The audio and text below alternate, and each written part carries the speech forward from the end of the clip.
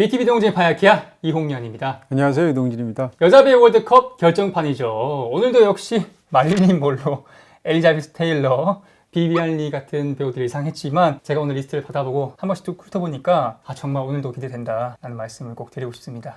지금 생존에 계신 배우들을 중심으로 해서 돌아가셨더라도 이제 비교적 최근에 돌아가신 그런 분들까지 포함해서요. 네, 총 6회죠. 네, 모두 6번에 걸쳐서 기획을 했는데요. 네. 그렇게 따지면 6, 3, 18에다가 6, 2, 12 이렇게 계산하면 192명을 다룬 거예요. 야. 그리고 각 배우당 네. 최소한 뭐 두세 편에서 대여섯 편씩 영화를 다뤘으니까 어떻게 생각하면 거의 뭐 1000편 가까운 영화들을 다루지 않았을까 싶은데요. 그렇습니다. 저희가 몰아보기로도 한번 만들려고요. 한 5시간 나올 것 같은데요. 충분히 가능하겠네요. 네. 자, 어쨌건 이렇게 모두 6번에 걸쳐 기획을 했는데, 지난 시간에도 잠깐 말씀드렸습니다만, 높아지면서 다시 한번 말씀드린다면, 네. 사실은 이제 월드컵을 어떤 한 예술가의 생애 전체를 가지고 이렇게 붙인다는 것 자체가 이 형식이 좀 굉장히 조악할 수 있잖아요. 이 훌륭한 배우들, 영화사에 남는 그런 뛰어난 연기 예술가들의 어떤 작품들을 저희가 다 일일이 언급을 하고 또 듣고 함으로 인해서 그분들을 다시 한번 생각하기도 하고 또 영화를 다시 볼 수 있는 기회가 된다면 그 이상 바라는 것은 없겠다, 이런 정도의 말씀을 드리게 됩니다. 네, 그리고 또 말씀드린다면 팬심은 접어두고 오직 연기력에 집중해서 저희가 선정했다는 점 다시 한번 말씀드리겠습니다. 네, 저는 이런 쪽으로는 언제든지 배신할 수 있습니다. 저희도 한 치 앞을 내다볼 수 없는 평론가님의 마음이란 칼때 같아요. 네.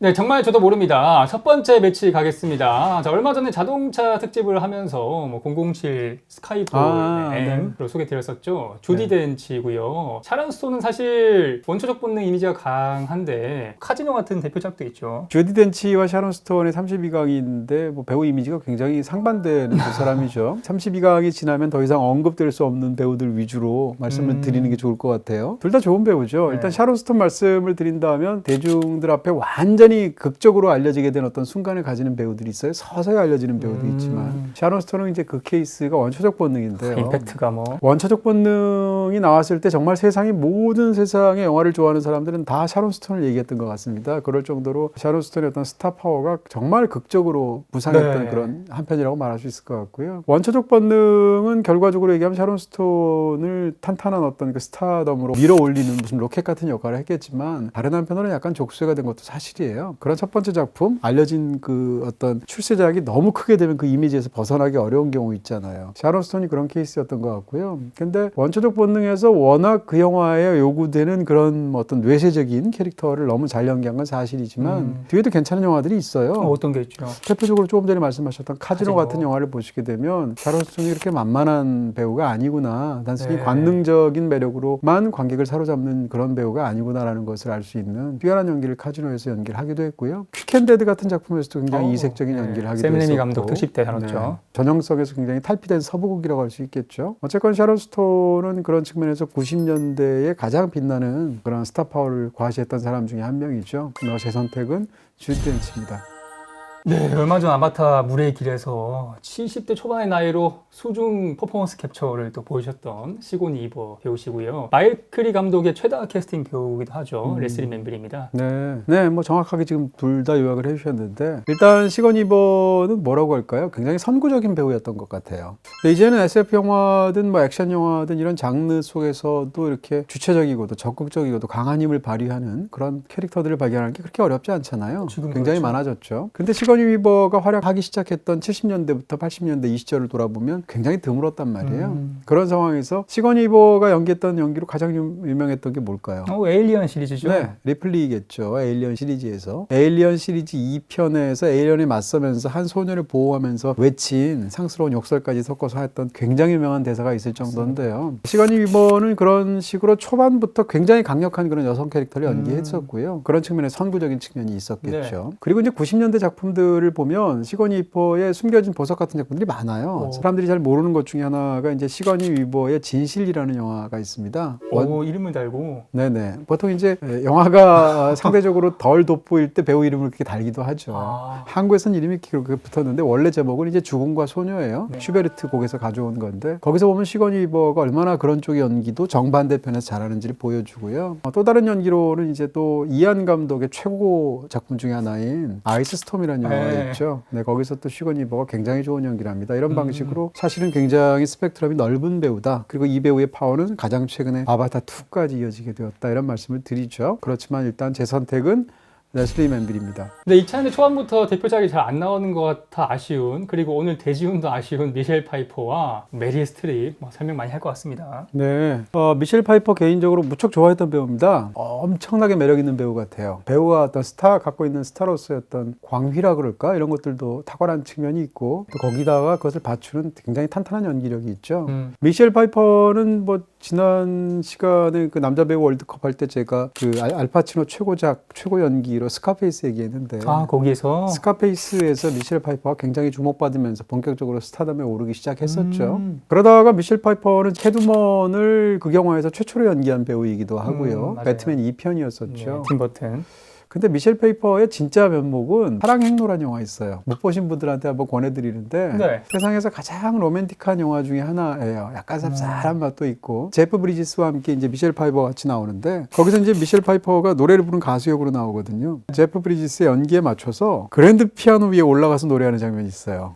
붉은 드레스를 입고 굉장히 고혹적인 모습을 보여주는데 보통 우리가 일반적으로 이제 약간 관능적인 매력으로 승부하는 배우가 있다고 치면 관능적인 매력을 내세우면 약간 세상의 어떤 편견 같은 게 저속할 수도 있다고 생각할 수도 있잖아요. 근데 미셸 파이퍼는 전혀 그렇지 않고요. 관능과 함께 굉장히 뛰어난 또 지성과 어떤 우아함. 그런 우아함 같은 것이 있어요. 그런 부분에서 미셸 파이퍼의 특별한 부분이 있어서 뭐 사랑행로란 작품 추천드리는데 네.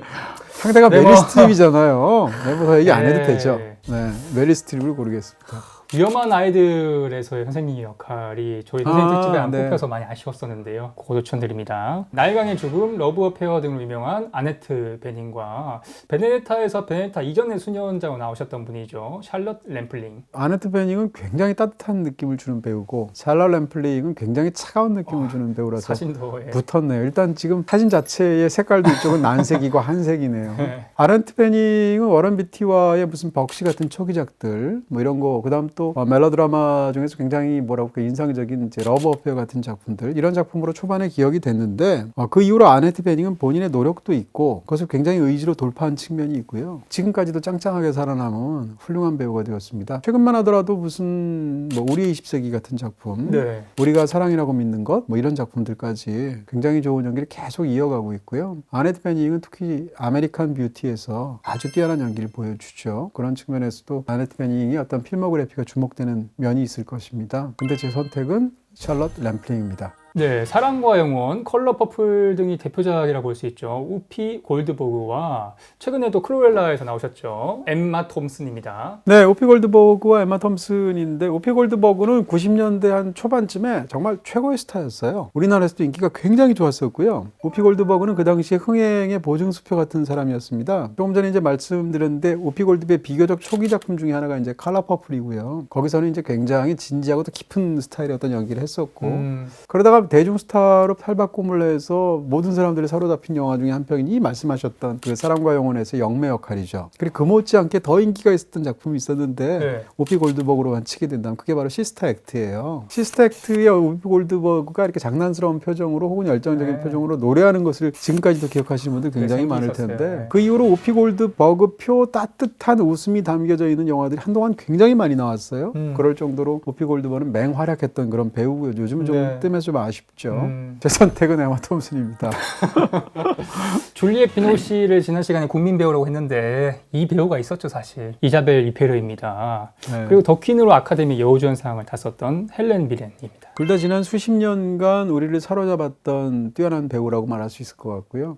일단 제 선택은 이자벨 이페르인데요. 네, 사실 이제 많은 분들이 기억하시지 못할 수도 있는데 헬렌 미렌은 초기에는 굉장히 관능적인 매력도 있고 톡톡 튀는 배역들을 사실은 굉장히 잘했어요. 세월이 흘러가면서 지금 헬렌 미렌 하면 저한테는 떠오르는 이미지가 왕가의 여인 혹은 여왕 혹은 왕비 이런 연기를 제일 잘하는 사람으로 저한테 기억이 되거든요. 헬렌 미렌의 가장 유명한 연기는 물론 더 퀸이죠. 더 퀸으로 이제 아카데미 여우주연상까지 받았으니까. 이 엘리자베스 2세, 다시 말하면 얼마 전까지는 살아계셨던 현존하는 여왕을 연기를 한 거예요. 그러니까 얼마나 부담스럽겠어요. 네. 근데 굉장히 훌륭한 연기를 했고요. 재밌는 네. 거는 엘리자베스 1세도 연기한 적이 있어요. 거기다가 이제 칼리굴라 같은 영화를 보시게 되면 황제의 부인 역할을 맡는다거나 조지 왕의 광기를 보면 거기서 또 왕비 역을 맡거든요. 그러니까 헬렌 미레는 어떻게 생각하면 굉장히 기품이 있는 배우고 그것을 제대로 이렇게 정확한 어떤 절도와 어떤 제스처와 표정과 이런 것을 녹여내서 연기할 수 있는 그런 배우라고 말할 수 있을 것 같고요. 2년 전 아카데미에서 윤여정 배우님이랑 붙으셨던 글렌 클로즈시고요.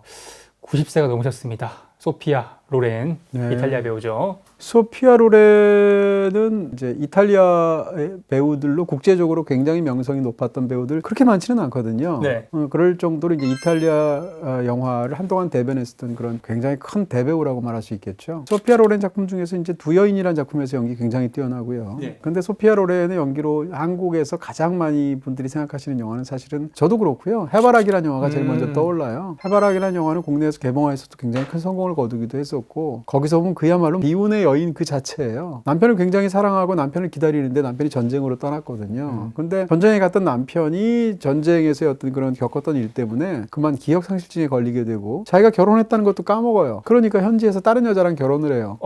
근데 전쟁에 갔던 남편이 안 돌아오죠. 여자가 찾아가 봤더니 남편이 다른 여자랑 결혼하고 자기를 알아보지도 못하는 거예요. 황당하네요. 그러니까 너무 무너지는 가슴을 네. 부여안고 돌아오니까 어떡하겠어요. 그래서 이 소피아 로렌이 다른 남자랑 결혼을 하죠. 근데 시간이 흘러서 그 전 남편이 기억이 돌아와요.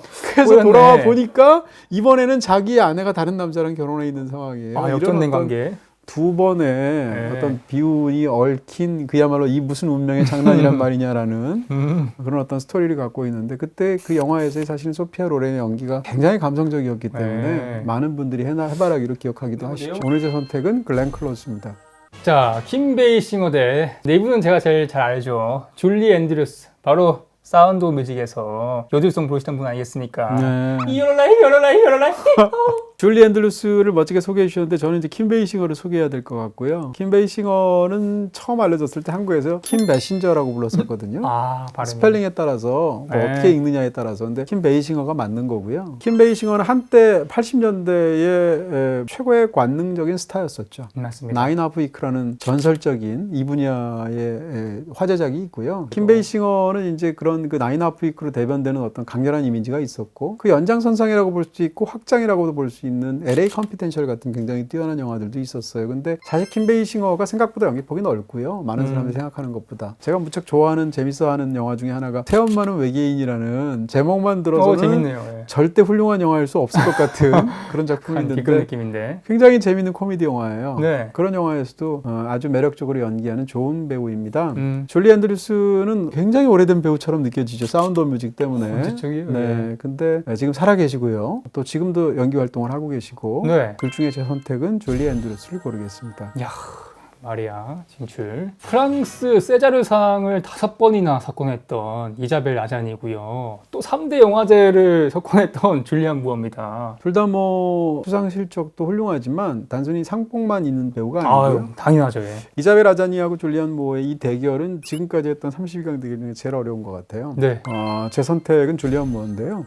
이자벨 아자니는 이자벨 이베르와 함께 지난 40여 년간 프랑스 영화를 책임졌던 정말로 뛰어난 그런 배우라고 말할 수 있을 것 같고요. 그러니까 이자벨 이베르하고는 연기가 좀 다른 스타일인데 네. 이자벨 아자니는 굉장히 낭만적이면서도 격정적인 캐릭터 연기를 많이 했어요.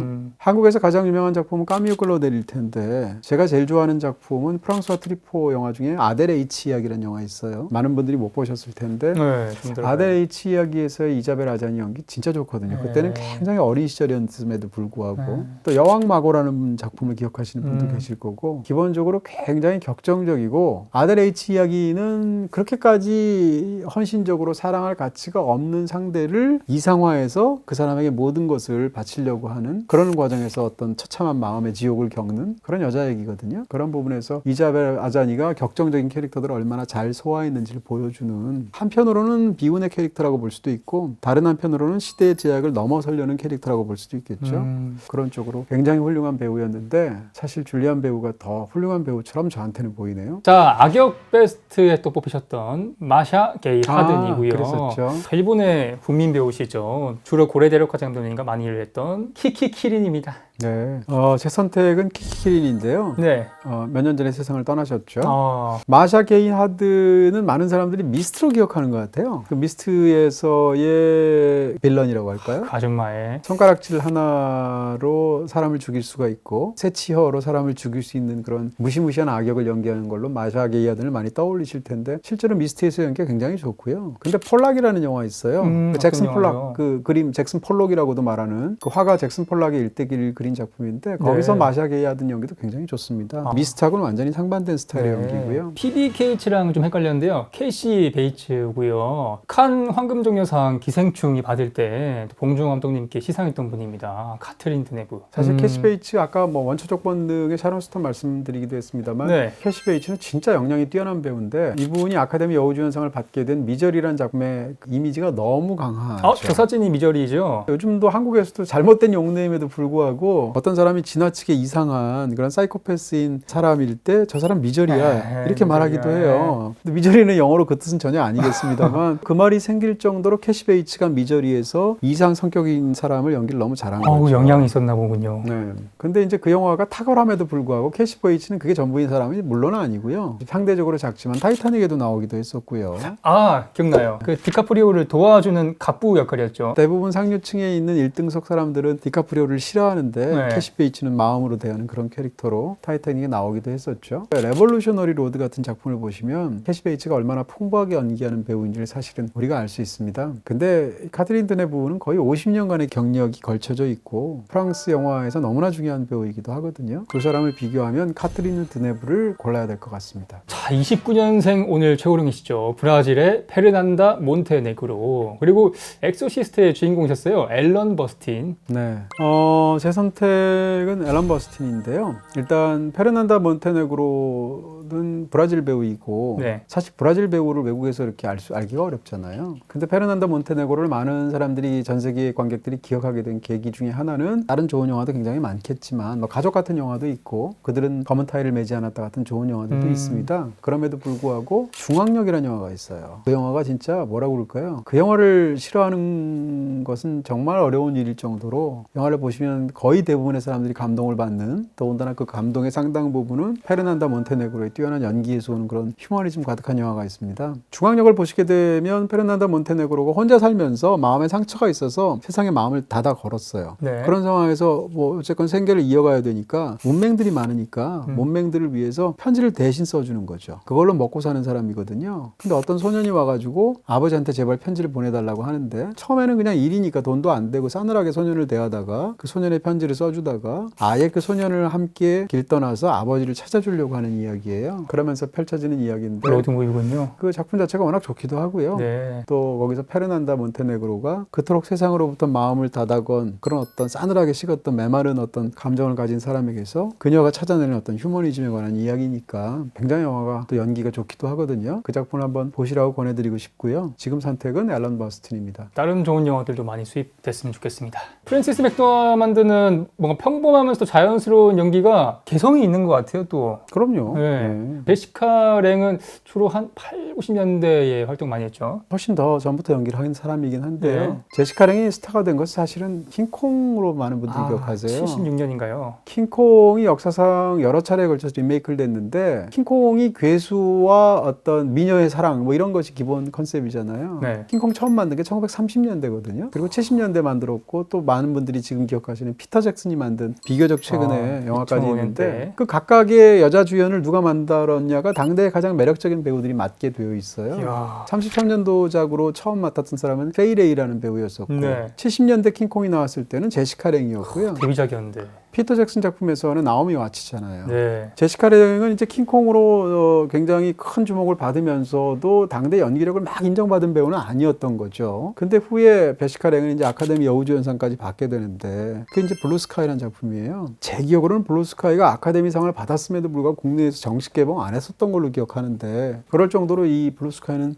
보통 여우주연상, 나무주연상 받으면 다 보잖아요. 네. 근데 많은 분들이 못 보셨던 영화인데요. 블루스카이에서 제시카 랭 연기가 굉장히 좋습니다. 그 어떤 배역을 비교를 하면 전반부와 후반부가 완전히 다른 배역인데 전반부에서는 남편이 굉장히 정의롭기도 하고 핵전쟁, 핵실험과 관련된 어떤 사실을 거기에 대해서 은폐하려는 것을 제대로 이렇게 바로잡으려고 시도하는 그런 용기 있는 행동을 하는 남자로 나오거든요. 토미 리 존스가 남편이에요. 근데 그런 남편의 행동에도 불구하고 제시카 랭은 굉장히 철부지고 심지어는 남편의 직장 상사라고 말할 수 있을 것 같은 남자와 어떤 불륜 관계를 가지기도 하고 그 다음에 굉장히 이기적이고 이런 캐릭터란 말이에요. 그리고 본인의 그런 행동 때문에 남편이 결국은 정신병원에 수감이 되거든요. 그때부터 쉽게 얘기하면 마음에 큰 변화를 일으켜서 바뀌면서 이제 후반부가 되면 전화단기는 연기를 펼쳐줍니다. 네. 그렇지만 연기 경력으로 보나 뭐 수상 경력으로 보나 배우로서의 어떤 그런 면에서도 사실은 프랜시스 맥도먼드에 이른다고 말할 수는 없을 것 같고요. 네, 독일 배우죠. 바르바라 스코바. 그리고 90년 초중반 때 정말 전성기셨더라고요. 수전 서렌든. 네, 수잔 서랜드는 많은 분들이 익숙하실 거고 바르바라 스코바는 약간 고개를 갸우뚱하실 수도 있을 텐데 이제 이건 아무래도 우리가 할리우드 배우 위주로 더 많이 알 수밖에 없잖아요. 전 세계 시장에서 미국 배우들 혹은 영국 배우들, 다시 말하면 영어가 기본 베이스인 그런 언어들로 만들어지는 영화들이 전 세계를 휩쓸고 있으니까 솔직히 말하면 뭐 루마니아에도 좋은 배우가 충분히 있을 거고 그러지 않겠습니까? 그 얘기를 제가 6번 네. 월드컵 하면서 진짜 하고 싶었어요. 네. 왜 할리우드 배우가 많은가. 네. 어쩔 수 없이 복이 많이 돼서. 네, 두 배우 중에서 제가 고르는 것은 바르바라 스코바인데요. 일단 수잔 서랜든에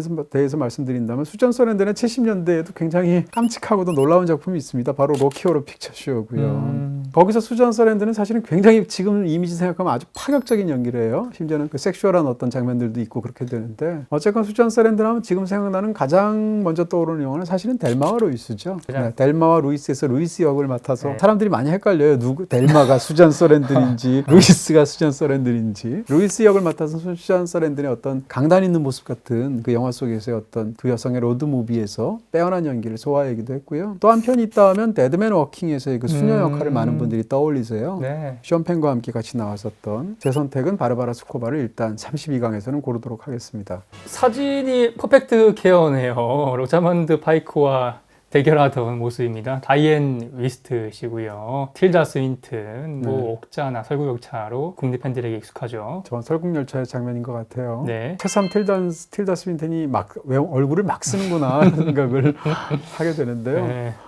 제 선택은 틸다 스윈튼이고요. 다이앤 위스트를 이름까지 기억하시지 못할 수도 있는데 오래전부터 아주 뛰어난 활약을 보여왔던 아주 좋은 배우입니다. 80년대에 보면 이제 우디 앨런 영화, 90년대, 80년대 굉장히 좋은 영화들을 다이앤 위스트가 많이 출연을 했고요. 대표적으로 한나와 그 자매들이라는 굉장히 뛰어난 작품이 있어요. 90년대 작품 중에 브로드웨이를 쏴라라는 작품이 있는데 거기서 다이앤 위스트가 아주 뛰어난 연기를 하거든요. 근데 이 배우는 지금까지도 연기력이 전혀 녹슬지가 않아서 조금 전에 말씀해 주셨던 퍼펙트 케어 같은 영화를 보면 그 영화에서 주연이 아니라 주연 배우의 그 악마적인 어떤 부분에 당하는 피해자 역이란 말이에요. 근데 영화를 보시면 이 당하는 이 다이앤 위스트 할머니도 장난 아니거든요. 걸리지 않죠. 네, 그 할머니 정말 당하는 피해자인데도 카리스마가 정말 강력한데 그런 것을 다이앤 위스트가 아주 잘 살려낸다는 것을 지금도 확인할 수가 있죠. 네, 가위손에서 조니 뎁에 손질해주던 네. 모습이 되게 혼자 북치고 장구치고 잘하시더라고요. 네, 가위손으로 또 다이앤 위스트를 기억하시는 분들도 많겠네요. 자, 해리포터의 엄브리지 교수님 모습인 것 같아요. 이멜다 스탠튼, 테스라고 하는 로만 폴란스키 감독의 영화로 잘 알려져 있죠. 나스타샤 킨스키. 두 사람의 어떤 연기적인 위상이나 연기 방식이나 이런 면에서는 거의 뭐 상반된다고 볼 수도 있을 것 같은데 이멜다 스탠튼은 영국 배우고 나스타샤 킨스키는 독일 배우죠. 일단 지금 제 선택은 이멜다 스탠튼을 고르도록 하겠습니다.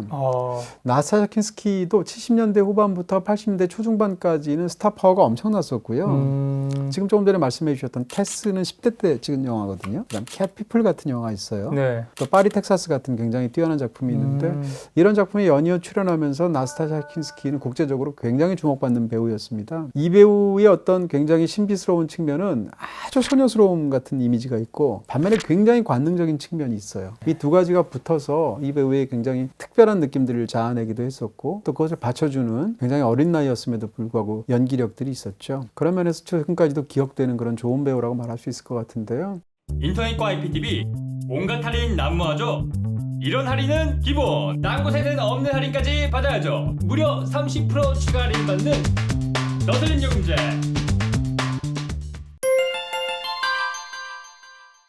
자, 오늘 컨텐츠 1시간이 넘을 것 같은 관계로 스피디하게 하겠습니다. 주디 덴치 대 레슬리 맨빌. 주디 덴치, 레슬리 맨빌 둘 다 아주 뛰어난 어떤 영국 배우가 어떤 장점이 있는지를 보여주는 그런 스타일의 배우라고 말할 수 있을 것 같은데 잘 훈련된 배우들이죠. 저의 선택은 레슬리 맨빌입니다. 일단 주디 덴치는 아카데미 역사상 제 기억으로는 여우 조연상을 받은 사람 중에서 가장 짧게 출연하고 트로피를 받은 사람으로 몇 알고 있거든요. 분이죠? 본 자체를 기억하지는 못하는데요. 셰익스피어 인 러브를 보시게 되면 거기서 이제 엘리자베스 1세 여왕으로 나오는데 제 기억으로는 10분이 채 안 돼요. 러닝 타임이. 그러니까 본인이 나온 게. 근데 성비가 10분도 안 나오고 사실은 그 셰익스피어 인 러브를 통해서 아카데미 트로피를 받았거든요. 그럴 정도로 임팩트가 정말로 강한 연기를 했다 이렇게 말할 수 있고요. 그럼에도 불구하고 주디 덴치 영화로 이 셰익스피어 인 러브보다 더 강력하게 연기를 권해드리고 싶은 건 미세스 브라운이라는 영화가 있습니다. 거기서는 또 빅토리아 여왕 연기를 했거든요. 근데 빅토리아 여왕이 이제 남편을 먼저 앞세우거든요. 남편이 이제 세상을 떠나게 되는데 19세기에 떠난 상황에서 이제 굉장히 마음의 상실감이 들지 않겠어요? 근데 자기를 굉장히 잘 돌봐주는 마부가 있었단 말이에요. 근데 마부와의 사이에서의 그 빅토리아와의 어떤 여왕과의 우정을 다룬 영화거든요. 그 미세스 브라운에서의 주디 덴치 연기 굉장히 좋거든요. 권해드리겠습니다. 최근의 영화들에서도 보시면 역시 또 19세기의 오스트리아의 왕비였었던 엘리자베트를 다룬 영화 중에 코르사주라는 영화가 최근에 개봉했었거든요. 거기서도 보면 이 왕비가 마부와의 스캔들 때문에 세상에 입방아에 오르내리는 걸 볼 수 있어요. 근데 이게 어떻게 생각하면 약간 자연스러운데 그 당시에 마부는 요즘식으로 얘기하면 로드 매니저 같은 거예요. 혹은 어떻게 생각하면 뭐 주변에서 일을 봐주거나 이런 사람들이기 때문에 말하자면 90년대의 대형 히트작이었던 이제 보디가드 영화를 보시면 자기의 보디가드 일을 맡아주는 그 케빈 코스트너와의 사이에서 이 슈퍼스타인 휘트니 휴스턴이 느끼는 어떤 사랑에 관한 얘기잖아요. 그런 거랑 사실은 19세기 판이라고 볼 수도 있을 것 같아요. 그런 측면에서 주디 덴치의 미세스 브라운이라는 영화를 여러분께 한번 권해드리겠습니다. 네, 메릴 스트립에 대한 설명 아직 못 들을 것 같은 느낌이죠. 왜 꼭 그렇게 생각하세요? 제가 또 편견을 네, 아니요, 편견이 아니고. 쫓았나요? 아니요, 뭐 정확한 예측이라고 할 수 있을 텐데요. 뻔하지만 정확한 예측이죠. 네. 메릴 스트립과 샬럿 램플링 사이에서의 대결은 메릴 스트립을 골라야 될 것 같고요. 근데 샬럿 램플링이 굉장히 아깝습니다. 왜냐하면 이 배우의 훌륭한 만큼 사람들 사이에서 조금 평가를 그만큼 받지 못한다고 저는 생각이 들거든요. 네. 샬럿 램플링은 연기가 굉장히 서리빨같이 차가워요. 어떻게 생각하면 막 무서울 정도인데 스위밍풀 같은 영화, 멜랑콜리아 같은 영화 이런 영화에서 예. 샬럿 램플링의 연기를 보면 너무 무서워요. 무시무시하거든요. 네. 정말 이 얼음장 같은 그런 연기를 너무 잘 네. 소화해내는 그런 영국 배우이고요. 숨 막혀. 샬럿 램플링의 최고작은 제가 생각할 때 45년 후라는 작품이 있습니다. 그러니까 45년 후라는 영화를 보시게 되면 샬럿 램플링이 19살 때 남편하고 결혼했어요. 그래서 45년을 해로했어요. 얼마나 사이가 네. 좋겠어요. 네. 그 기간에 살아올 정도니까. 네. 45 결혼 주년 기념 파티를 앞두고 두 사람이 준비를 하고 있는데 남편의 오래전 자기를 만나기 전에 그 수십 년 전에 남편의 첫사랑이 죽었다는 소식을 남편이 전해 듣게 되죠. 64살에. 그럼 솔직히 얘기해서 자기는 19살에 만났고 남편을 네. 45년도 전에 남편의 첫사랑이 죽었다. 별거 아닌 그냥 얘기일 수도 있잖아요. 그렇죠. 세월이 있는데. 네. 근데 그렇지 않고요. 남편에게 그녀가 얼마나 중요한지를 알게 되고 그 과정 속에서 가만히 있어봐. 나는 남편의 최선이 아니었을 수도 있겠구나. 내가 차선이었을 수도 있겠구나. 이런 걸 느끼게 되는 거예요. 네. 그렇다고 해서 영화 속의 상황이 극단적으로 치닫는 것도 아니거든요. 더군다나 이 극 중에 샬럿 램플링이 연기하는 그 여성은 남편에 대해서 항상 괜찮아 이러면서 항상 남편에 대해서 인정해주고 이렇게 감싸주는 스타일의 사람이란 말이에요. 근데 이런 작은 균열 하나가 이 부부 사이, 더군다나 샬럿 램플링의 극중 배역의 마음속에 거대한 파문을 일으켜요. 그러면서 그 과정을 보여주는 그런 굉장히 인상적인 작품이거든요. 근데 그 작품 속에서 샬럿 램플링의 연기는 정말 굉장하죠. 자, 엠마 톰슨에 대한 설명을 해주시겠어요? 이제 막 가시네요. 네, 근데 뭐 제가 뭐라고 말을 못하겠는데 정확하시니까. 이자벨 리페르와 에마 톰슨 사이에서는 이제 이자벨 리페르를 제가 고를 수밖에 없을 것 같고요. 에마 톰슨의 위치도 굉장히 독보적이에요. 굉장히 어떤 지적인 어떤 그런 역할을 멋지게 소화하는 배우고 에마 톰슨은 저는 약간 느낌이 늙지도 않는 것 같아요. 90년대 에마 톰슨이나 지금 에마 톰슨 별 차이도 없어 보이고요. 약간 러블 액츄얼리 나올 네. 때랑 비슷해요. 단순히 이제 외모가 늙지 않는다라는 뜻이 아니라 네. 배우가 신선하게 유지하는 어떤 자기 연기력이나 이미지나 이런 모든 측면에서 그렇다는 거고요. 아, 네네. 에마 톰슨이 연기하는 칠드런 액트 같은 영화를 보면 이제 판사 역할 같은 것도 굉장히 잘해내고요.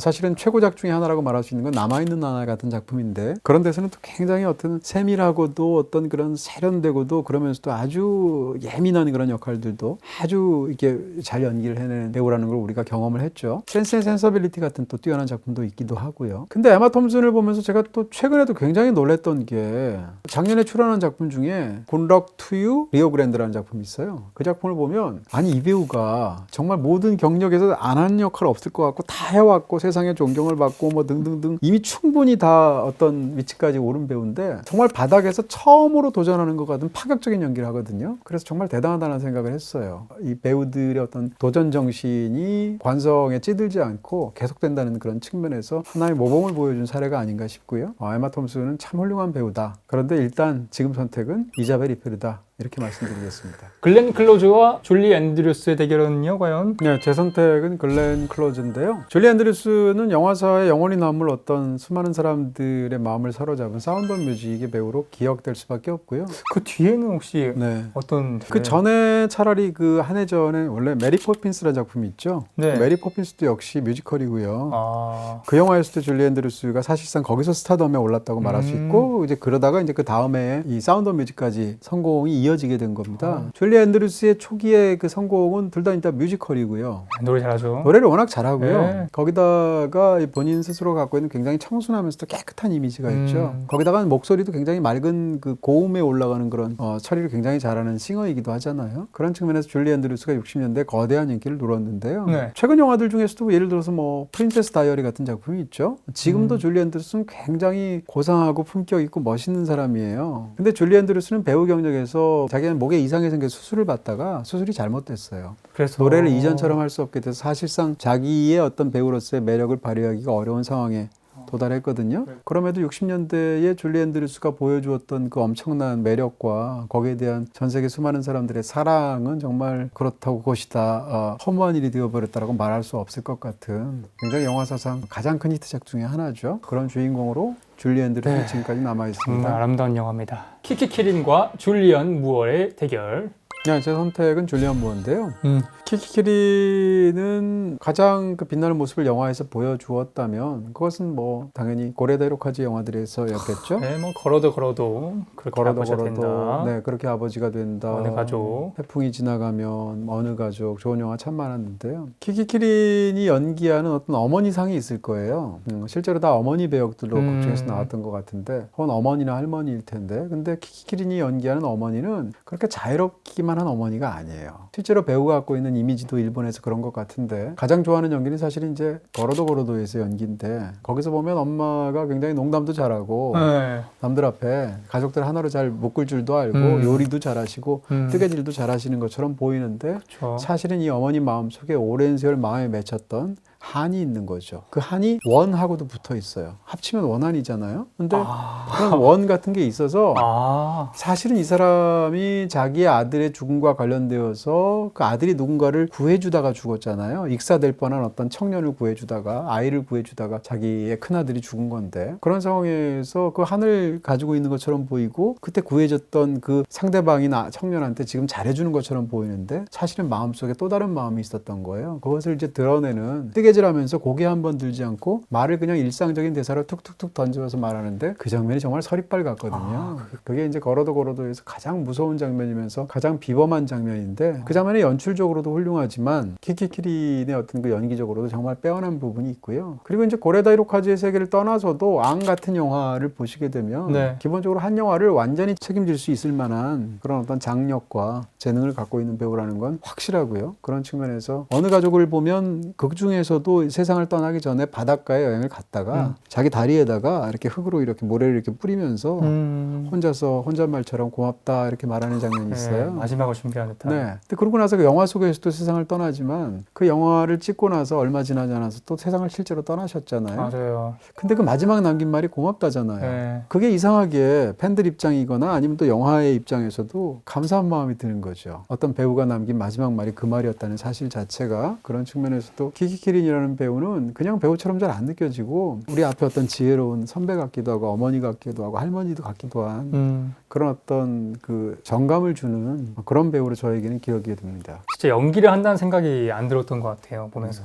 앨런 버스틴, 카트린 드네브. 카트린 드넨브를 선택하겠습니다. 이제 앨런 버스틴도 참 16강에서 밖에 진출을 못해서 아깝기도 한데요. 앨런 버스틴은 이제 많은 사람들이 엑소시스트로 기억하는 게 사실인 것 같고요. 또 앨리스는 이제 여기 살지 않는다라는 초기에 출연했던 굉장히 또 뛰어난 연기를 보여주는 작품도 있어요. 근데 저한테 앨런 버스틴은 레퀴엠이 제일 먼저 떠오릅니다. 후덜덜하죠.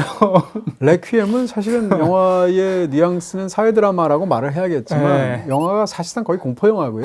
거기서 앨런 버스틴은 와, 배우가 한 영화를 위해서 이렇게까지 감정적으로 자기의 바닥을 드러내도 되나 싶을 정도로, 심지어는 영화를 보고 나서 이분의 건강이 괜찮으신가? 후유증이 얼마나 심했을지. 그쵸. 그런 생각이 들 정도로 정말 귀기서린 연기를 보여주고요. 영화의 후반부에 가면 심지어는 막 전기 충격도 받고, 그러면서도 본인이 텔레비전 쇼에 출연해달라는 오지 않을 전화를 기다리면서 헛된 희망에 매달리는, 그러면서도 약물에 중독이 되는 그런 할머니 역을 정말 너무너무 잘 해냈잖아요. 프랜시스 맥도만드, 바르바라 스코바.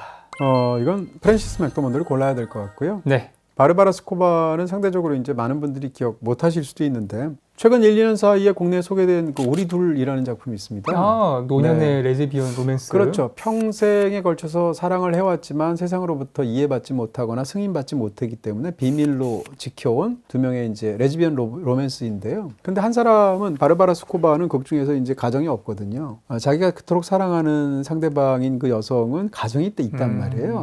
빼오려고 하죠. 네, 그런 상황인데 세상으로부터 비밀을 지키면서 그녀와의 관계를 계속 유지하고 싶으니까 바로 앞집에 살아요. 그런 상황에서 이웃처럼 보이지만 사실은 연인인 거죠. 그러면서 벌어지는 이야기를 다루는데, 둘 다 연기가 뛰어나지만 바르바라 스코바의 그 두 사람 중에서 특히 이제 혼자 살면서 상대방에 대해서 원망하는 마음도 있지 않겠어요? 왜 원치도 않는 가정에 매달려서 나와의 사랑을 은폐하고 왜 나와 함께 떠나지 않는지 대한 원망도 있을 것이고, 그녀를 향한 오랜 세월의 사랑도 있을 것이고, 세상에 대한 두려움도 있고 옥이나 깡 같은 것도 있지 않겠어요? 이런 것들을 바르바라 스코바가 노년임에도 불구하고 너무나 파워풀하면서도 굉장히 섬세하게 연기를 하는 것을 볼 수가 있고요. 바르바라 스코바는 사실은 이 독일을 대표하는 그런 배우로서 실존 인물들 연기를 굉장히 잘했어요. 카네 영화제에서 여우주연상을 받은 적이 있는데 그 영화가 바로 로자 룩셈부르크거든요. 그러니까 로자 룩셈부르크라는 사회주의 역사에서 굉장히 중요했던 운동가겠죠. 그런 그 로자 룩셈부르크 연기를 한다든지, 그다음 또 한나 아렌트라는 영화에서 한나 아렌트 역을 맡기도 했었거든요. 이런 식으로 기본적으로 실존 인물들의 연기를 굉장히 연기를 잘 해내기도 하고요. 오랜 세월 독일 영화를 이렇게 버팀목처럼 버텨왔던 그런 좋은 배우이기도 하죠. 가장 최근에 보시면 화이트 노이즈라는 영화가 있었어요. 지난 겨울에 개봉을 했었던. 네, 한두 달 전에 개봉했죠. 예. 화이트 노이즈를 보시면 영화의 후반부에 거의 텍스트 바깥에서 난입한 것 같이 파격적인 연기를 보여주고 엄청난 대사를 쏟아내는 수녀가 나와요. 그 수녀가 바로 바르바라 스코바이기도 합니다. 아직까지도 굉장히 훌륭하게 그런 에너지를 뿜어내면서 연기하는 뛰어난 배우다, 이렇게 말씀드릴 수 있겠습니다. 자, 이멜다 스탠튼, 틸다 스윈튼. 이 두 사람 대결은 틸다 스윈튼의 손을 들어줘야 될 것 같고요. 이멜다 스탠튼은 많이 기억 못 하실 것 같은데, 네. 그건 베라 드레이크를 안 보셔서 그렇습니다. 베라 드레이크라는 마이클 이의 영화를 보면 이멜다 스탠튼이 얼마나 정말 탁월한 배우인가를 아실 수 있는데요. 마이클 이의 영화를 흔히 이제 보통 키친 싱크 리얼리즘이라고 말하거든요. 그게 뭐죠? 그러니까 부엌에서 싱크대 주변에서 펼쳐지는 리얼리즘이라는 뜻일 텐데, 영국의 어떤 그 가정을 배경으로 해서 굉장히 사회적인 드라마를 엮어내는 그런 쪽으로 탁월한 감독이 마이클이거든요. 세상의 모든 계절. 어쨌건 마이클이 출연하는 그 작품 중에서 이멜다 스탠튼의 베라 드레이크를 보시게 되면, 베라 드레이크라는 여성의 역할인데 하층 계급의 어떤 여성인데, 그 어려운 환경 속에서도 어쨌건 가정일도 잘 해내려고 하고 청소부로서 자기 어떤 일도 해내려고 하고, 그러다 이웃들을 보면 이게 1950년대가 60년대 배경인데 원치 않은 임신을 해서 굉장히 어려움을 겪는 주변의 하층 계급의 여성들이 많단 말이에요. 근데 자기가 알고 있는 그런 어떤 능력으로 혹은 지식으로 불법 시술을 해주는 거예요, 낙태를. 그러다가 어떤 비극적인 상황에 가게 되는 그런 이야기거든요. 그러니까 이멜다 스탠튼의 베라 드레이크를 보면 두 사람한테 정말 놀라게 되죠. 첫 번째는 마이클 이의 연출력, 두 번째는 이멜다 스탠튼의 연기력인데, 베라 드레이크 한번 권해드리고요. 조금 전에 말씀하셨던 세상의 모든 계절이란 영화의 첫 장면에도 이멜다 스탠튼이 나와요. 짧은 장면에도 완전히 사로잡는데 참 뛰어난 배우라는 생각이 듭니다.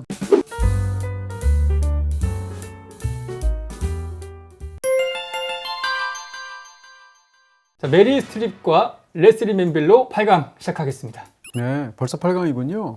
네. 이건 긴장감이 없죠. 메릴 스트립을 고르도록 하겠습니다. 예. 근데 제 레슬리 맨빌을 굉장히 좋아하고 세상에 알려주고 싶어요. 막 큰 소리로 레슬리 맨빌이 얼마나 훌륭한 배우인지, 얼마나 훌륭한데 이렇게 물어보시면 세상의 모든 계절을 보세요 이렇게 말하고 싶어요. 예. 너무 외롭기 때문에 주변에 민폐를 끼치는 사람들 있잖아요. 자기가 너무 외로우니까 주변에서 누가 이렇게 호의만 보여줘도 그 호의를 덥석 무는 거예요. 그 호의가 날아가면 자기가 또 외로워지잖아요. 그러니까 그 호의 앞에서 자기를 과장하죠. 허언을 막 하고 거짓말도 하고 이러면서 어떤 식으로든 그 호의를 자기 쪽으로 끌어들여서 외롭지 않게 삶을 꾸려가려고 하는데, 그러다 보니까 상황은 점점점 악화가 되고 이 사람은 점점 세상에서 외톨이가 되죠. 이 영화의 마지막은 식탁에서 사람들이 막 떠들썩하게 이야기하는데 혼자서 완전히 감정적으로 소외가 돼서 가만히 고독을 곱씹고 있는 레슬리 맨빌을 비추면서 끝나거든요. 너무 안타까웠어요. 이 영화를 보고 나서 제가 20자 평을 뭐라고 그랬냐면 연민은 쉽게 지친다 이렇게 했었거든요. 그러니까 우리가 타인에 대해서 이렇게 연민을 보이고 동정심을 보여도 그게 지나가다 한 번은 가능한데요. 그 사람이 우리 집에 와서 하루를 잤다고 한번 쳐보세요. 그럼 첫날은 그 사람에게 잘해줄 수도 있겠죠. 내 호의와 내 나름의 어떤 최대한 인간다움과. 근데 이 사람이 열흘 자고 한 달을 자고 3년을 우리 집에 지낸다고 생각해 보세요. 누가 견딜 수 있겠어요? 연민이라는 감정이 얼마나 쉽게 상하는지도 보여주는데, 더군다나 이 인물은 자기 연민도 있거든요. 같은 속옷을 입는 두 여자를 저희가 또 베스트로 올해 한국 영화 뽑았었는데 네. 거기서도 이제 주인공이 네. 좀 며칠 자다가 쫓겨나잖아요. 비슷한 상황이었던 것 같아요. 레슬리 맨빌이 또 팬텀 스레드 보면 거기서는 정반대로 굉장히 꼿꼿하게 예. 사실상 그 동생의 다니엘 데이비스의 누나로 네, 나오죠. 네, 누나로 나오면서 완전히 그 동생을 뒤에서 사실상 좌지우지할 정도로 강력한 캐릭터로 나오게 숨 되는데, 막히죠. 레슬리 맨빌의 어떤 또 다른 면모를 보여줄 수 있는 좋은 연기를 확고하게 연기를 하기도 합니다. 네, 메릴 스트립의 무난한 4강 진출이었고요. 이것도 조금 예측이 되는데요. 이자벨 위페르와 글렌 클로즈.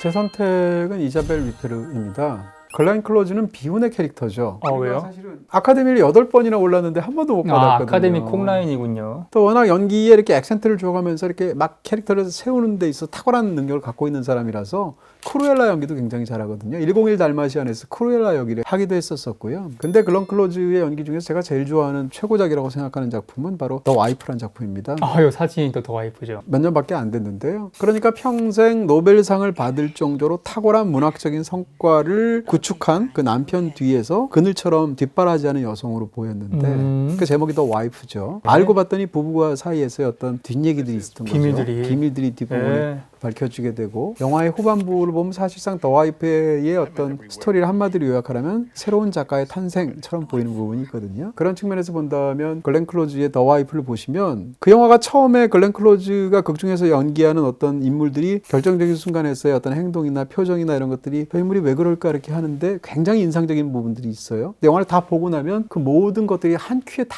이해가 되죠. 내면을 대사에 의존하지 않고 미세한 표정과 행동과 이런 것들을 통해서 것을 보여주는데 탁월한 어떤 그런 업적을 사실상 만들어냈다고 말할 수 있는 작품이 바로 더 와이프입니다. 카트린 드네보와 줄리안 무어. 네. 오늘 하루에 8강 한숨을 중에- 몇 번 쉬시는지 네. 한 20번 되는 것 같습니다. 8강 중에서 가장 팽팽하고요. 네. 제 선택은 이런 건 질러야 돼요.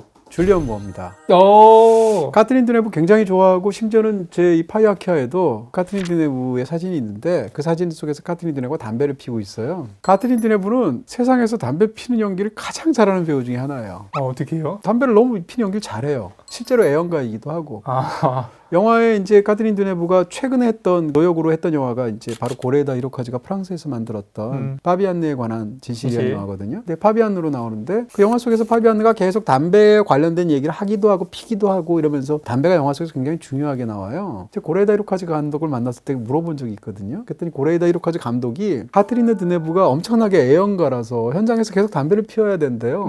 그래서 아니 이렇게 할 바에 차라리 영화적인 상황 속에 적극적으로 끌어들이자 해서 그 상황을 집어넣어서 영화를 만들었다는 거죠. 그럴 정도인데 실제로 담배 피는 연기를 굉장히 맛깔스럽게 하고 또 멋있죠. 이게 약간 좀 담배를 권하는 것 같아서 시대랑 역행하는 부분이 있을 수 있겠으나, 카트린 드네브는 사실은 많은 사람들의 머릿속에서 굉장히 청순하고도 이런 색감 밝고도 그러면서 어떤 약간 쌉쌀한 그 슬픔을 연기하는 뮤지컬로 유명해졌거든요. 대표적으로 가장 유명한 영화가 바로 그 유명한 쉘브리의 우산 같은 작품이죠. 혹은 로시포르의 숙녀들, 이런 작품들일 텐데, 이런 초기작들을 보면 그런 느낌들로 사실 카트린 드네브가 유명해 유명해졌거든요. 근데 세월이 흐르면서 세브린느 같은 전혀 파격적인 완전히 다른 그런 스타일의 뛰어난 걸작에서도 연기를 하고요. 최근에 보면 무슨 폴라 X라든지 레오 카라스 감독의 그 다음에 뭐 8명의 여인들이라든지 파비안느에 관한 진실이라든지 댄서 인 더 다크 같은 작품, 어둠 속의 댄서 같은 작품들을 통해서 굉장히 다양한 연기를 보여주는 그야말로 연기 경력이 지금 뭐 한 50년 되지 않았겠습니까? 그 정도죠. 네, 프랑스 영화를 지탱해온 거목 중에 거목이라고 말할 수 있습니다. 거목이 부러졌습니다.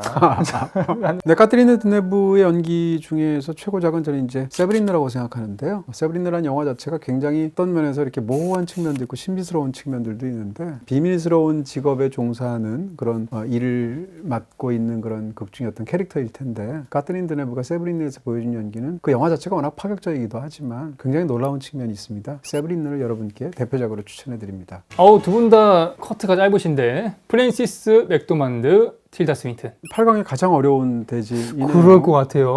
두 분 다 운이 없다라는 생각이 들 정도인데요. 네. 지금 제 선택은 틸다 스윈튼입니다. 약간 의외입니다. 프랜시스 맥도먼드는 아카데미에서 지금 최고의 기록을 갖고 있죠. 3번 수상, 여우조연상. 3번 여우주연상을 받았는데 이전에 물론 캐서린 헵번의 예가 있습니다만 4번이었죠. 캐서린 헵번은 이제 세상을 떠나셨으니까 네. 살아있는 지금 배우 중에서 주연상을 3번 받은 여자 배우는 프랜시스 맥도먼드밖에 유일하죠. 없어요. 예. 남자 배우들 중에도 한 명밖에 없잖아요. 데니얼 데이비스가 데이비스. 있죠. 근데 프랜시스 맥도먼드가 3번 받은 것이 파고가 있고요. 3빌보드가 있고 노매드랜드가 그리고 있죠. 노매드랜드가 있죠. 네, 프랜시스 맥도먼드의 어떤 필모그래피에서 가장 중요한 성과를 냈던 건 사실은 패밀리 비즈니스 같은 거라고 말할 수 있어요. 왜냐하면 자기의 시동생인 에단 코엔, 그 다음에 자기의 남편인 조엘 코엔과 함께 만든 코엔 형제잖아요. 같이 이렇게 했는데 일단 프랜시스 맥도먼드 영화 데뷔작 자체가 블러드 심플인데 그게 코엔 형제의 데뷔작이기도 해요. 네. 블러드 심플에서도 프랜시스 맥도먼드가 반짝반짝 빛났었는데 아주 젊은 나이에 그 이후에 파고 같은 작품, 그것도. 네, 그다음 뭐 헤일 시저 같은 작품, 네. 굉장히 많은 작품들이 있죠. 번 애프터 리딩 같은 작품도 있고요. 근데 프랜시스 맥도먼드의 최고작은 아카데미 3편을 포함해서 제 생각에는 3빌보드 같아요. 정말 강인한 연기였다. 네, 3빌보드의 그 강인한 것은 뭐 예를 들어서 무슨 시고니 이버가 리플리에서 에일리언하고 싸울 때의 강인함 이런 거하고는 다른 거잖아요. 그렇죠. 일상생활 속에서의 강한 엄마를 보여주는 네. 건데 근데 이 엄마는 굉장히 묘하게도 영화를 다 보고 나면 두 가지 마음으로 작동하는 거죠. 서로 상충하는. 한 가지는 분노. 내 딸이 이런 뭐 끔찍한 범죄에 희생되었는데 정의롭게 그 결과가 파헤쳐지지 않고 그것이 제대로 밝혀지지 않으니까 세 개의 빌보드판을 이용을 해서 수사 안 하고 뭐해 이러면서 공권력을 압박하는 얘기잖아요. 서장한테. 네. 그러니까 이 분노가 있단 말이에요. 또 한 가지는 뭔가 하면 사실 딸에 대해 죄책감이 있어요. 맞아요. 모녀 네. 관계가 그렇게 좋은 관계가 아니었거든요. 네. 그래서 한편으로는 죄책감. 죄책감은 자기를 파고드는 감정이잖아요. 분노는 바깥으로 뿜는 감정이잖아요. 이 양자 사이에서 거의 붕괴 직전에 이르렀는데 그럼에도 불구하고 이 엄마는 행동주의자란 말이에요. 정의를 향해서 혹은 자기 어떤 개인적인 어떤 진실을 향해서 딸을 위해서 뭐 등등을 위해서 끊임없이 다가가서 행동하는 사람인데 그러면서 겪게 되는 어떤 딜레마를 연기할 때 프랜시스 맥도먼드는 굉장하죠. 노매드랜드에서 여우주연상 받았는데 그 연기가 노매드들하고 이렇게 자연스럽게 어울리는 그런 가교 역할을 하긴 했는데 이게 그렇게 훌륭했던 연기였을까요? 그러니까 우리가 생각하는 훌륭한 연기가 무엇일까를 생각할 필요가 있고요. 네. 예를 들면 우리가 생각할 때 훌륭한 연기, 예를 들면 레옹에서의 게리 올드만의 광결인 연기 이런 거는 누가 생각해도 훌륭한 연기잖아요. 조커에서의 와킨 피닉스 연기 그런 게 훌륭한 연기고 실제로 탁월한 연기지만 그것은 눈에 잘 보이는 스타일의 훌륭한 연기인 것이고요. 반대편에서 영화에 별로 드러나지 않음에도 불구하고 영화 전편에 임재하는 어떤 그런 연기가 있을 수도 있죠. 예를 들어서 밀양에서 보시게 되면 밀양 영화에서 송강호도 탁월하고 전도연도 탁월하단 말이에요. 두 사람이 탁월한 방식은 좀 달라요. 그 영화 속에서 송강호 씨 연기는 얼핏 봐서는 그렇게 잘하는 것처럼 안 보이거든요. 송강호 씨가 훨씬 더 잘하는 연기가 많다고 생각이 들잖아요. 살인의 추억 같은 작품, 네. 박쥐 같은 작품이 훨씬 더 잘하는 것처럼 네. 보이잖아요. 근데 그 못지않게 밀양에서의 송강호 씨 연기는 탁월한 면이 있단 말이에요. 반면에 전도연 씨 연기는 누가 봐도 너무 잘하는 연기란 말이에요. 이것은 약간 방향이 다른 것인데요. 반드시 그렇다고 해서 발산하는 방식이 굉장히 파격적이고도 정열적이고도 격정적인 연기만이 최고 연기는 아닌 거예요.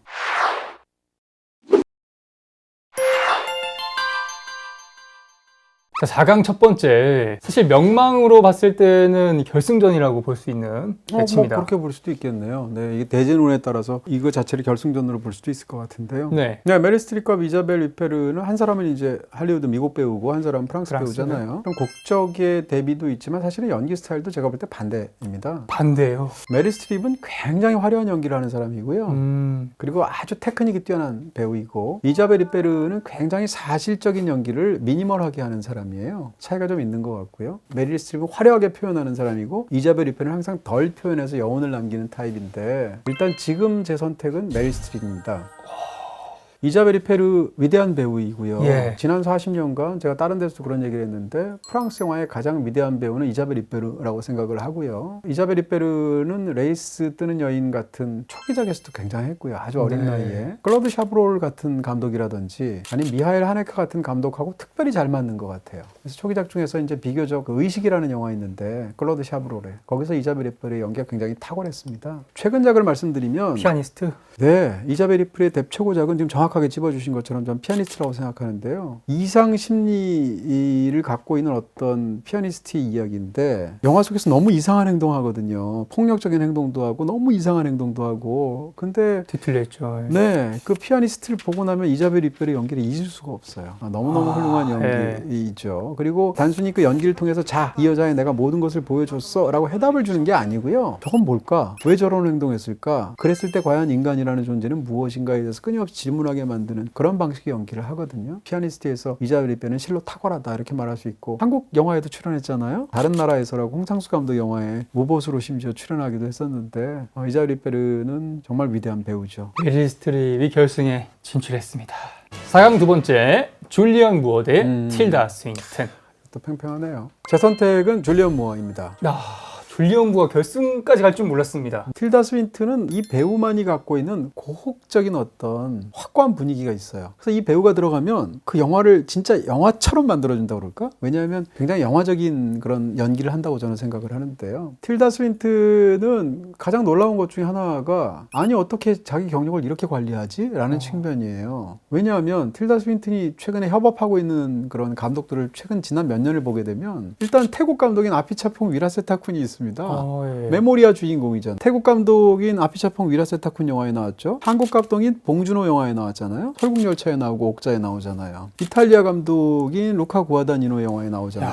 네? 서스페리아라든지 I am love 같은 작품. 그러니까 이 정도로까지 폭넓게 세계 각국의 가장 뛰어난 재능을 갖고 있는 감독들하고 협업하고 있는 배우가 없어요. 지난 시간에 니콜 키드만이 좀 네, 니콜 키드만도 그런 과인데 틸다 스윈튼이 더 한 것 같아요. 이런 것은 사실은 본인이 영화 예술에 대해서 얼마나 사실은 뛰어나게 알고 있는지에 대한 본인의 어떤 시각하고도 관련이 있고요. 또 한 가지는 본인의 이 배우로서의 태도의 어떤 적극성하고도 관련이 있지 않습니까? 그런 측면에서 다른 유명 배우들이 대부분 다 할리우드를 중심으로 가끔씩 외국 영화를 한두 개를 그나마 찍거나 아예 안 찍거나 하는 데 비해서 틸다 스윈튼은 영국 배우이기도 하지만 기본적으로 할리우드에서 활동하면서 사실은 수많은 그런 비주류적인 탁월한 예술가들하고 같이 하고 있단 말이에요. 틸다 스윈튼의 최고작은 저는 I am love라고 생각합니다. I am love를 보시게 되면 초반에 저택에서 갇혀 사는 식물 같은 존재인 그녀가 자기만의 어떤 사랑을 일생일대에 처음 깨닫게 되고 연하나. 그러면서 이제 집을 나오게 되는 그런 얘기일 텐데요. 네. 그 영화에서 처음 자기가 사랑하게 된 아들의 친구인 그 남자와 관계를 갖고 집에 돌아오는 장면이 있는데 그 장면에서 화장실에서 보여주는 연기가 있어요. 자기 집 화장실에 혼자 들어와서. 기억나요. 예. 엄청난 연기라고 생각이 들고요. 그리고 마지막 장면에서 집을 나오게 되면서 펼칠 때 틸다 스윈튼의 연기가 있거든요. 그런 측면에서 I am love는 진짜 제목이 나는 사랑이다 아니에요.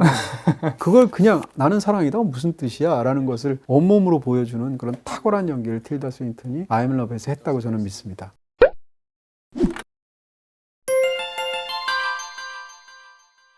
자, 6번의 월드컵 시리즈 마지막을 장식할 결승 메릴 스트립과 줄리안 무어. 네, 메릴 스트립이 예상하지 않으셨을까 하고 줄리언 무어는 아마 예상 못하지 않으셨을까? 그러니까요. 생각이. 저도 막연하게만 생각했지 이렇게 결승 라인이 짜일 거라고는 명확하게 몰랐죠. 예단을 네. 갖고 온 건 아닙니다. 네. 메릴 스트립의 최고작을 먼저 말씀을 드리면 궁금해요. 네, 메릴 스트립의 최고작은 이게 너무 많아가지고 너무 많아서. 고르기가 너무 어렵네요. 아카데미 후보에만 21번에 올랐던. 제가 제일 좋아하는 연기는 더 포스트입니다. 네. 2018년에 나온 그거요? 아카데미상을 받은 것도 아니고 상대적으로 메릴 스트립의 최고 연기라고 사람들이 잘 생각 안 할 텐데 왜요? 예. 초기에 가장 뛰어난 연기를 보여줬던 영화는 사실은 소피의 선택이라는 영화예요. 정말 소피의 선택에서 탁월한 연기를 했는데요. 메릴 스트립의 최근 작품 중에서 가장 크게 각광받은 연기적인 측면으로 본다면 사실 철의 여인이거든요. 마가렛 대처. 네, 대처 연기를 하게 되는데 단순히 마가렛 대처라는 세상 사람들이 다 알고 있는 철의 여인이라고 말하는 어떤 영국의 정치인을 훌륭하게 잘 옮겨냈다라는 것도 있지만 그 영화 후반부를 보면 이 마가렛 대처가 후반부에 가면 정신이 뭐라고 그럴까 이렇게 약간 오락가락하게 되거든요. 노년기에 남편을 앞세우고 뭐 여러 가지 일들 때문에. 근데 그런 어떤 혼란기 연기들이 영화에서 굉장히 중요한데 그걸 정말 탁월하게 해냈어요. 그럼에도 불구하고 더 포스트를 보면 아 이게 메릴 스트립의 위험이구나 이런 생각이 들어요. 그 영화를 보게 되면 사실은 본인이 탁월한 능력이 있었음에도 불구하고 시대적인 한계나 가정적인 한계나 기업적인 한계 때문에 자기는 그럴 만한 능력이 없다고 애써서 뒤로 물러나 있던 사람이 경영의 전면, 언론인의 전면으로 나서는 얘기예요. 근데 이런 선사를 갖고 있는 영화들이 최근에 많았거든요. 근데 메릴 스트립만큼 탁월하게 연기한 사람은 아무도 없었다고 생각이 들고 내적인 이 깊은 갈등 연기가 돋보였던 것 같아요. 저는 한마디로 위험 있는 연기라고 생각합니다. 메릴 스트립은 기량이 세계 최고의 배우고요. 네. 제 생각할 때 메릴 스트립은 인물을 만들 때 많은 경우 목소리부터 시작하는 것 같아요. 예를 들어서 줄리 앤 줄리아 같은 영화를 보시게 되면 그리고 악마는 프라다를 입는다 같은 작품 그리고 철의 여인을 보면 같은 배우의 목소리인데 세 편의 영화가 완전히 달라요. 그러면서 목소리를 통해서 캐릭터라이징을 시작하는 것 같고 그러면서 이 배우가 만들어내는 어떤 그 연기의 파장을 보면 기본적으로 연기 귀신이고 연기 기계예요. 가장 최상의 의미에서 그런 어떤 위대한 배우다 이렇게 얘기할 수 있을 것 같고요. 줄리언 무어는 저는 마음속에서 벌어지는 격렬한 어떤 파동 이런 거를 연기하는 최고의 배우라고 생각합니다. 그리고 무엇보다도 불안이라는 감정을 줄리언 무어보다 잘 연기하는 배우는 이 세상에 없다 이렇게 믿어요. 그럼 약간 떠오르는 영화가 있네요. 스틸 앨리스 아닌가요? 스틸 앨리스는 오히려 조금 다를 수 있고요. 스틸 앨리스로 줄리언 무어가 이제 아카데미상을 받았죠. 여우주연상을. 예. 스틸 앨리스에서는 이제 어떻게 보면 약간 위험이 있기도 하면서도 치매 때문에 사실은 자기가 원래 이 언어학자잖아요. 언어학자가 치매에 걸린다는 그런 어떤 딜레마적인 상황 속에서 점점 본인이 사그러갈 때 그러면서 벌어지는 이야기를 탁월하게 연기를 했죠. 그건 이제 아카데미상을 받아서 그런데 저는 줄리언 무어가 그것보다도 더 뛰어난 연기를 여러 편 연기했다고 생각하는 쪽이고요. 네. 대표적으로 불안이라는 감정을 탁월하게 연기한 줄리언 무어의 최고작을 디아워스라고 생각하는 거예요. 두 분 같이 나왔죠. 디아워스, 그러네요. 메릴 스트립이 같이 나왔는데 디아워스에는 세 명의 정말 한 시대를 대표하는 배우가 다 나와요. 메릴 스트립, 줄리언 무어, 니콜 키드만까지. 심지어는 세 명 중에 상을 받은 건 니콜 키드만이에요. 그러니까요. 니콜 키드만이 네. 이거 여우주연상 받았잖아요. 네. 근데 그 세 명을 적어도 디아워스에 국한하면 저는 줄리언 무어가 베스트 같아요. 그럴 정도로 뛰어난 연기를 하는데 영화에서 별다른 사건도 없고요. 우울일 수도 있고 절망일 수도 있고 권태일 수도 있는데 그런 것에서 생의 마지막을 어떤 고비를 이렇게 넘겨보는 그런 어떤 위태로운 여자의 내면을 디아워스에서 줄리언 무어가 그려내고 있거든요. 네. 불안장애나 네. 우울증이나 이런 쪽의 연기를 세계에서 제일 잘하는 것이 저는 줄리언 무어라고 생각이 들고요. 네. 그것이 이제 또 다른 한편으로는 굉장히 격렬한 감정으로 드러나기도 해요. 예를 들어서 무슨 부기나이트 같은 작품, 매그놀리아 같은 작품 이런 것들을 연상할 수 있을 것이고요. 정통적인 멜로드라마도 굉장히 연기를 잘해서 애수라는 영화가 있습니다. 엔드 오브 어페어라는 작품인데 그 작품에서의 줄리언 무어도 정말 좋거든요. Far From Heaven 같은 아주 탁월한 영화가 있죠. 연기로 볼 때. 그런 측면에서 줄리언 무어는 많은 사람들이 좋은 배우라고 생각하지만 저는 사람들이 생각하는 것보다도 훨씬 더 위대한 배우라고 생각하고 이 배우의 어떤 지금 말씀드렸던 그런 내면을 연기하는 부분에서의 어떤 강력한 감정적인 파장은 실로 굉장하다 이렇게 얘기할 수 있을 것 같아요. 네, 여기서 또 궁금해지잖아요. 또 한번 물어볼까요? 네. 자, 메릴 스트립. 자, 메릴 스트립이 1위일 것 같다. 아무래도 명성상. 4명? 5명? 네. 줄리언 무어가 저는 1위일 것 같다. 네. 네. 알겠습니다. 한동 걸겠습니다. 예. 네. 네. 아니 지금 알겠습니다. 설마 저희 이런 흐름 때문에. 아니요, 저는 그런 사람이 아니고요. 네. 자, 하도록 하겠습니다. 이미 이 결승에 딱 보는 순간 마음을 결정을 했고요. 네. 네, 오늘 여자 배우 월드컵 32강 최종전의 승자는 메릴 스트립입니다. 야. 아니 기념으로 The Winner Takes You를 한번 볼까요? 한번. 그 노래 너무 좋아요. 네. 오늘도 엣지 있게 한 2편 정도 추천해주세요. 네, 오늘도 수많은 좋은 영화들을 소개해드렸는데요. 그동안 상대적으로 덜 소개해드렸던 것 같은 3빌보드, 프랜시스 맥도먼드의 최고작이라고 했었고요. 그리고 이자벨 이별의 최고작이라고 제가 말씀드렸던 피아니스트, 이 2편의 영화를 여러분께 추천해드리겠습니다. 네, 모두 BTV에서 보실 수 있고요. 모바일 BTV에서도 보실 수 있습니다. 네, 2023년 개문연도 파이어케어와 함께 행복하시길 바라겠습니다. 파이어! 결합스 때 혼자 산다는 이유로 가족 결합 할인을 받을 수 없었던 700만 1인 가구를 위해 스스로 결합하는 새로운 방법을 소개합니다. 한 명부터 할인받는 요즘 가족 결합. 월 최대 2만 원 할인에 매달 VOD 할인 쿠폰까지. 요즘 가족의 요즘 결합법. SK 브로드밴드. 가입은 비다샵 106 어디든 가능스 때.